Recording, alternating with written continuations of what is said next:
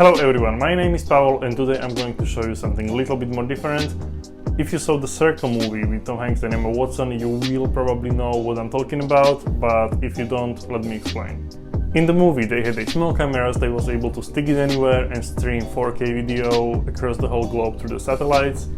And yes, that's really sci-fi so far now, because they don't really care about any battery life or something like that. But I asked myself what best camera I can do with real components to make it the same size. So after a few weeks I created this. It's the same size like in the movie, but of course we are not in the movie, so there are some kind of technical limitations. So let's take a look what's inside.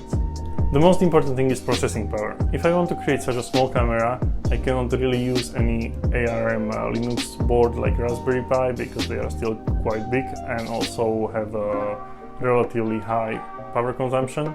That's why I choose the really popular board ESP32. If you have no idea what's this is the small Wi-Fi/Bluetooth chip or module, and it was still pretty big, so that's why I find out even the smaller version of it. It's called TTGO Micro 32, what is basically the same, it's just much smaller, what is perfect for my small camera. Now about the camera itself. Thanks to the limiting processing power of ESP32, the best camera I was able to fit in is this small 2 megapixel 1600 to 1200 pixels camera.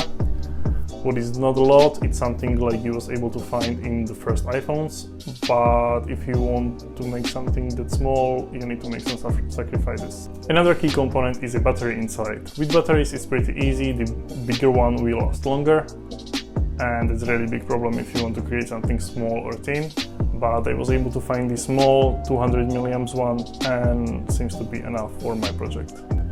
With this battery life, you can stream through the Wi-Fi for like half an hour, or if you want to just locally save the video to the SD card, it will last an hour. But sure, you can do that, but the best use seems to be a time-lapse. Time-lapse is a pretty good use for this camera thanks to the really good sleep modes of ESP32. You can record time-lapse from 1 hour up to a couple of days. And it all depends how often you take in the photo. Let's say you're going to take a photo every 5 seconds, then the battery will last an hour or two. But if you're going to take a photo, let's say, every hour, it can last for a couple of days. It was pretty amazing for such a small size. I still don't know all the exact times for all the time-lapse modes, but because I'm still testing it, but I will let you know. But let's not forget magnets what are inside. Thanks to them you can stick it basically anywhere, and it's super easy. When you are done, just take it back. Simple as that. Another part of this camera is a charging case. This one is just 3D printed mock-up, it's not really working for now, but it will work like you put the camera inside and charge up to 3 times. So the whole process looks like you take the camera off the charging case, stick it anywhere you want, and on the phone you can choose if you want to stream it through the Wi-Fi or save it locally to the SD card, or how often you want to take a photo for the time-lapse. That's it.